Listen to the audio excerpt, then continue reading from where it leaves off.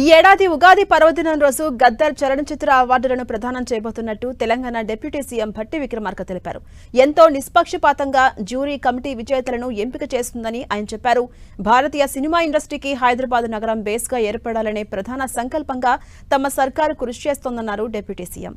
దేశమంతా మన వైపు చూసేలా గద్దర్ అవార్డుల ప్రధానోత్సవ కార్యక్రమాన్ని గ్రాండ్గా నిర్వహించబోతున్నట్టు భట్టి చెప్పారు. ఈ ఏడాది 90 సినిమాలు నామినేషన్స్కు వచ్చాయని, అన్ని సినిమాలను జ్యూరీ కమిటీ చూసి విజేతలను ప్రకటిస్తుంది అన్నారు.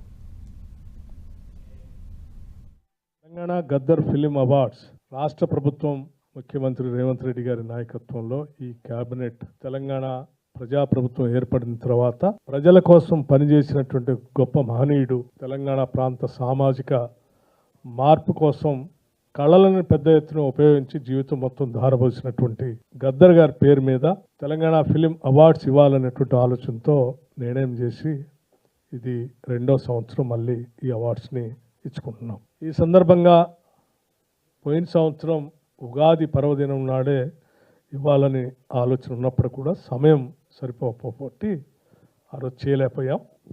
ఈ సంవత్సరం మాత్రం తప్పనిసరిగా ఉగాది పర్వదినం నాడే ఈ గద్దర్ ఫిలిం అవార్డ్స్ని తెలుగు సినీ పరిశ్రమలో ఉన్నటువంటి ప్రముఖమైనటువంటి వ్యక్తులకి, ప్రముఖమైన సినిమాలకి, కథలకి, రచయితలకి రకరకాలైనటువంటి అవార్డ్స్ అన్నిట్లు కూడా ఇందులో పొందుపరిచి ముందుకు వెళ్తూ ఉన్నాం.